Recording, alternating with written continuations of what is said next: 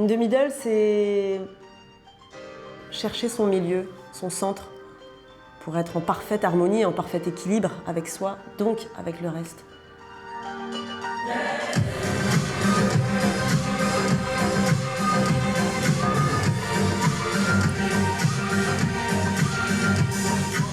C'est une question d'équilibre. C'est voilà, je voulais travailler sur l'équilibre interne et cette ligne médiane sur laquelle on se recentre et l'équilibre qu'on a entre le cœur, l'âme et le corps physique.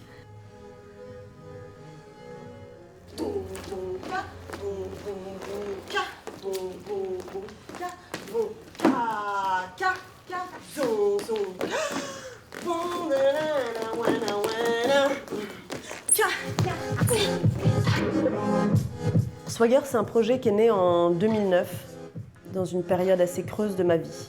Et ma mère me disait, c'est dans ces périodes-là où il faut créer. Je me suis dit, tiens, pourquoi pas former des filles, parce que je suis une fille et que j'ai envie de voir plus de femmes dans les battles et j'ai envie de voir plus de femmes sur scène, dans le milieu. Et je ne devais pas danser avec elles. Et finalement, leur personnalité, leur énergie, leur vibe m'a donné envie de partager plus et de monter sur scène avec elles.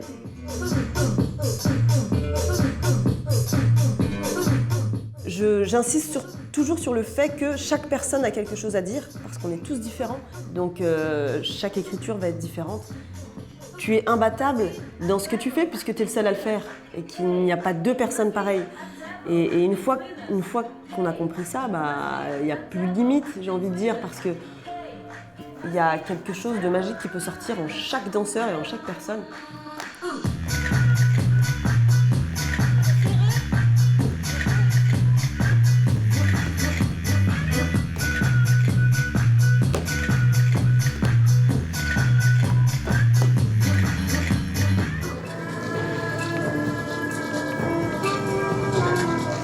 Non, dans Swagger, c'est vrai qu'il y a des filles qui ont beaucoup plus d'expérience que d'autres. Mais je trouve ça important de mélanger les genres et de mélanger les expériences parce que quand on enseigne, on apprend. Et quand on apprend, on enseigne. Donc il y a un échange. J'ai toujours aimé travailler avec des nouvelles générations et avec des jeunes parce qu'il y a une liberté. C'est agréable pour moi parce que je peux expérimenter et je fais aussi mon expérience, je suis en train de la construire en tant que chorégraphe. Je peux me tromper, je peux tester des choses. Je me suis trompée même dans ma façon de travailler, mais ça a donné des choses que j'ai pu retravailler par la suite et ça m'a appris. Enfin, c'est jamais vraiment des erreurs, c'est des expériences. Je pense pas qu'il y ait un bon chemin, un chemin juste de travail. Il n'y a que des expérimentations et ça convient à telle ou telle personne. Et je me fais la main, j'expérimente. On va voir.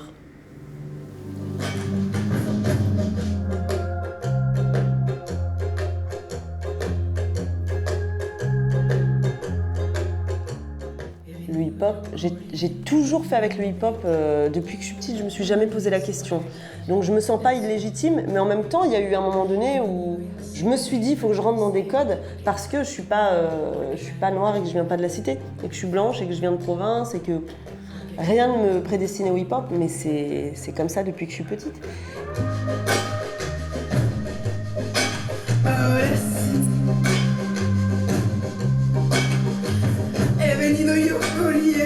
Olvidándome de ti, dame un beso, pajarillo, y no te asustes por mí.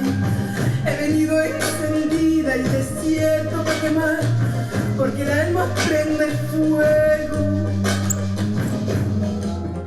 Mais il y a un truc dans cette danse aussi qui, en dehors du message social, c'était cette liberté, c'est l'improvisation. Moi, je sais que c'est pour ça, je pense que je suis allée là-bas. Et je voulais aller vers ce côté où non, laisse-moi faire ce que j'ai envie de faire sur le moment. Et même si j'ai l'air ridicule, mais je vais tellement kiffer que, voilà, je m'en fous.